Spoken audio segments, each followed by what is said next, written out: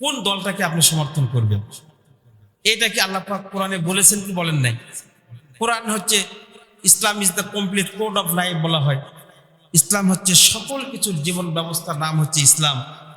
আর ইসলাম হচ্ছে পরিপূর্ণ জীবন ব্যবস্থা। তো সেইখানে এই জিনিসটা নাই, এটা আপনি ভাবলেন কিভাবে? বরং কিছু ভূত আপনার মাথার উপরে এতদিন গিরেছিল যে আসলে ইসলাম শুধুমাত্র ওই নামাজের কথা বলে, ওই যে বাথরুমে কিভাবে যাবে, কোন দোয়া পড়বে। আরে ভাই, ইসলাম তো এত কঠিন নয়। আপনি ইসলামটা কি কঠিন কেন বানিয়েছেন? ইসলাম তো আপনার, আল্লাহ পাক তো আপনাকে জান্নাতে নিয়ে যাওয়ার রাস্তা প্রশস্ত করে দিয়েছেন। কিন্তু আমরা মানুষের মধ্যে আতঙ্ক সৃষ্টি করি যে জাহান্নামে যাওয়াটাই মনে হয় খুবই সোজা, কিন্তু না, আমি তো মনে করি জান্নাতে যাওয়াটাই খুবই সোজা। আপনি প্রয়োজনে আপনার বাথরুমে গেলেন, বাথরুমে যাওয়ার একটা দোয়া আছে না, আল্লাহুম্মা ইন্নী আউযু বিকা মিনাল খুবসি ওয়াল খাবাইস, বলি কিনা? এই দোয়াটা পরে আপনি বাম পা দিয়ে ভিতরে ঢুকলেন, আপনার প্রয়োজনে যতটুকু সময়ই আপনি এখানে থাকলেন, আমি দায়িত্ব নিয়ে বলতেছি, যতক্ষণ আপনি ওখানে ছিলেন আপনি ইবাদতে ছিলেন। সুবহানাল্লাহ বলবেন না? এই জন্য ভাইরা আমার, হুব্বুলিল্লাহ ও বুগদুলিল্লাহ। আপনি আল্লাহ রসুল লাউ খেয়েছেন, এই লাউ খাওয়াটা যদি আপনি সুন্নত মনে করে খান, তাহলে সেখানে নেকি রয়েছে, সেখানে আপনার জন্য কল্যাণ রয়েছে। তাছাড়া ওই লাউ কিন্তু আমিও খাই, হিন্দুরাও খাই, বৌদ্ধরাও খাই, খাই কিনা? কিন্তু যখন আপনি মনে করবেন যে এই লাউটা রসুল খেয়েছিলেন, সুতরাং তার পছন্দের একটা খাবার আমি খাবো রসুলের ভালোবাসার উদ্দেশ্যে, তখন ওইটা আর খাবার হলো না, ওইটা আপনার ইবাদত হয়ে গেল। তাহলে জান্নাতের রাস্তা কঠিন না সহজ? এখন আপনি বলবেন যে হুজুর, আমরা তো অনেক সহজ সহজ আমলগুলাই করি। রসুল মিষ্টি খাইতেন, মিষ্টি খাওয়ার সুন্নাতটা পছন্দ করি।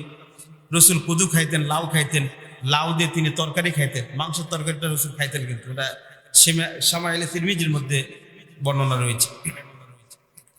তাহলে আপনি সেটা পছন্দ করবেন, কিন্তু আপনি আমাকে বলেন, রসুল কি এই দুনিয়ার জমিনে ইনিল হুকম ইল্লা লিল্লাহ আল্লাহুল খালকু ওয়াল আমর, এই দুনিয়ার জমিনে আল্লাহ পাকের বিধান কায়েম করতে হবে, এটা রসুলের নির্দেশ না আল্লাহর নির্দেশ? বলেন। সেই নির্দেশ পালন করার জন্য আল্লাহ রসুল যখন এই কথা বলেছেন, তখন কাফেরদের সাথে তার মোকাবেলা করতে হয়েছে কি হয়নি? তাহলে এটাও তো রসুলের সুন্নত। তাহলে এটা এক বড় সুন্নত না ছোট সুন্নত? লাউ খাওয়াটা ছোট সুন্নত, মিষ্টি খাওয়াটা ছোট সুন্নত। আর রসুলের দেখানো পথে আল্লাহর নির্দেশ পালন করার জন্য, আল্লাহর জমিনে আল্লাহর বিধান বাস্তবায়ন করার জন্য যদি প্রয়োজনে কারোর সাথে শত্রুতা হয়, কারোর সাথে যদি একটু কথা কাটাকাটিও হয় যৌক্তিকভাবে, তাহলে সেটাও আপনার জন্য ইবাদত। তবে আপনি কখনোই আগ্রাসী হবেন না, অ্যাগ্রেসিভ হবেন না। ইসলাম কখনো অ্যাগ্রেসিভ হয় না, ইসলাম হয় ডিফেন্সিভ। ইসলাম কি হয়? ডিফেন্সিভ।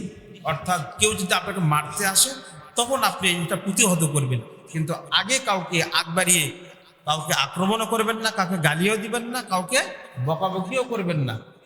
কারণ ওই যে every action have a reaction. আপনি কাউকে যদি গালি দেন, ও পাল্টা একটা গালি আপনাকে দিবে। এখন হয় আপনার গালিটা সঠিক ছিল, কিন্তু ও যে গালিটা দিবে এই গালিটা সঠিক হবে না।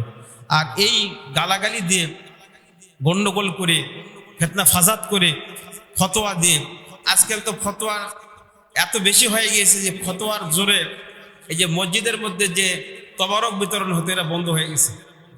হয় কিনা বলেন? আরে ভাই, আপনি ফতোয়া দেওয়ার জায়গা পালেন না। 93 বিলিয়ন ডলার দেশে পাচার হয়ে গেল। 16 বছরে 1.5 লক্ষ মামলায় 60 লক্ষ মানুষ আসামি হলো। এগুলার বিরুদ্ধে আপনি ফতোয়া দিতে পারলেন না। আর মানুষ একটু ভালো, যদি একটু খাবার, যদি ফসল কাটে, সেই খাবারটা নিয়ে এসে যদি মানুষকে খাওয়ায়, এখানে যারা আসে তারা কি ভালো মানুষ না খারাপ মানুষ? তাহলে ভালো মানুষকে যদি কিছু আহার দিয়ে উনি যদি একটু আল্লাহ পাকের শুকরিয়া আদায় করে, তো এখানে আপনি বেদাত খুঁজেন কেন? এত বেদাত বেদাত করেন কেন? আল্লাহ রসুল বলেছেন দুইটা কাজ আমার প্রিয়, তুকরিউস সালাম ও তুকরিমুত তোয়াম। মানুষকে সর্ব অবস্থায় সালামের প্রচলন, সালাম যাকে তাকে দেন আপনি। মুসলমান হলে তাকেই দিতে পারবে না আপনি। স্বামী স্ত্রীকে দিতে পারবে, স্ত্রী স্বামীকে দিতে পারবে, সন্তান বাবাকে দিতে পারবে, বাবা সন্তানকে দিতে পারবে, গরিব ধনীকে দিতে পারবে, ধনী গরিবকে দিতে পারবে, ছোট বড়রা বড় ছোটরা যে কাউকে আপনি সালাম দিতে পারবেন। এইটার প্রচলন আপনি বেশি করে ঘটান, দেখেন সমাজের মধ্যে হিংসা কমে যাবে, অহংকার কমে যাবে। আর তোয়াম, আপনি যখনই পারেন তখনই মানুষকে অন্ন দেওয়ার চেষ্টা করেন, খাবার দেন। এই খাবারটা আপনি কাউকে মেহমান হিসেবে খাওয়াতে পারেন। আপনি যদি একটা গরিব মানুষকে খাওয়ান তাহলে এটা কি হবে? সাদাকা হবে, দান হবে। আর একজন ধনী মানুষকে যখন খাওয়াবেন তখন এটা কি হবে? মেহমানদারি হবে। দুটাই ইবাদত, দুটাই ইসলামের সৌন্দর্য। কি বলেন?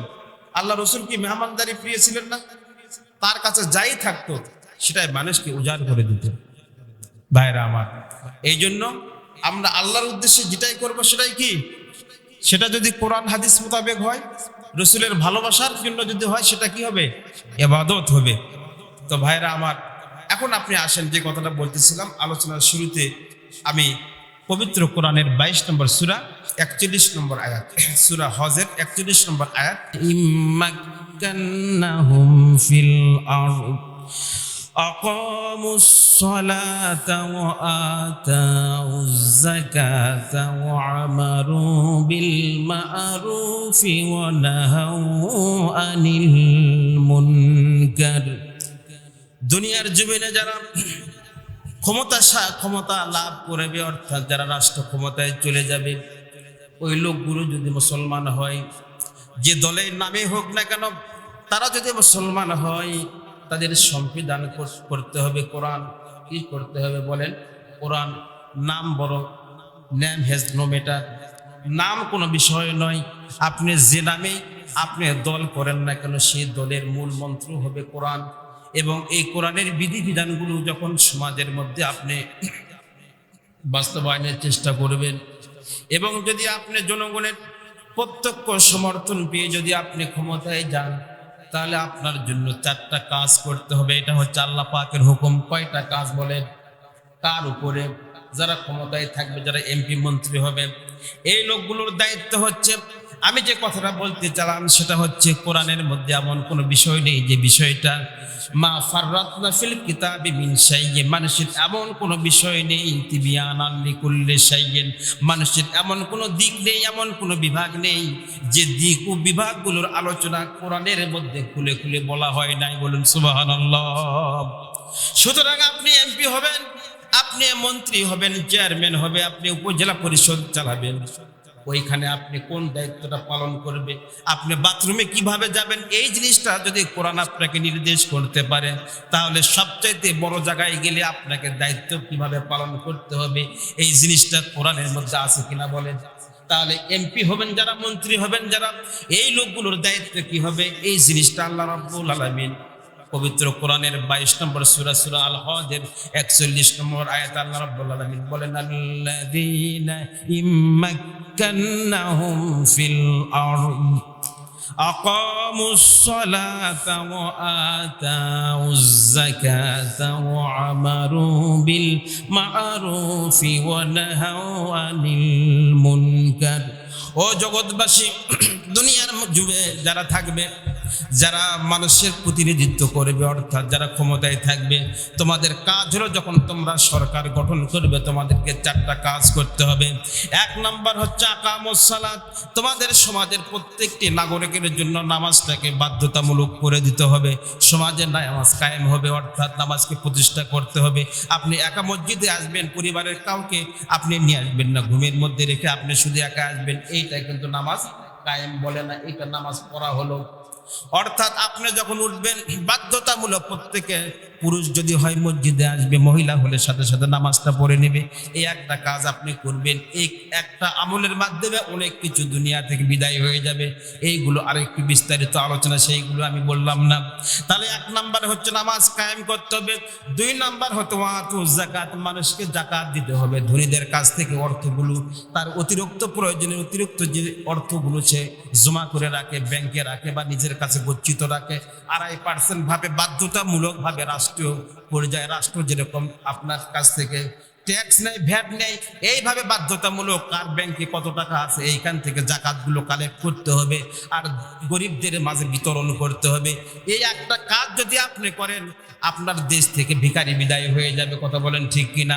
রাষ্ট্রের মধ্যে অভাবী থাকবে না, দুর্নীতি করার প্রয়োজন হবে না, মানুষ সুখে শান্তিতে থাকবে। তাহলে একটা হচ্ছে নামাজ কায়েম, 2 নম্বরে হচ্ছে জাকাত প্রদান, আর এটা হচ্ছে তারা হচ্ছে আমারু বিল মারুফ, মানুষকে তারা সৎ কাজের আদেশ করবে, তারা নিজের হকের উপরে থাকবে, সৎ কাজের উপরে থাকবে, পাশাপাশি মানুষকে এইগুলো কাজের প্রতি উদ্বুদ্ধ করবে। কারণ হচ্ছে যারা এই 2টা কাজ করবে, আমারু বিল মারুফ ও নাহা আনিল মুনকার, মানুষকে খারাপ কাজ থেকে বিরত রাখবে, এই 2টা কাজ পাশাপাশি করতে হবে। অর্থাৎ সমাজের মধ্যে, রাষ্ট্রের মধ্যে দুর্নীতির দমন, শিষ্টের পালন, অর্থাৎ আপনি মানুষকে ভালোবাসবেন, মানুষের কল্যাণ করবেন, মানুষের মানবিক গুণাবলীকে জাগরিত করবেন, মানুষের মধ্যে কল্যাণের আহ্বান দিবেন।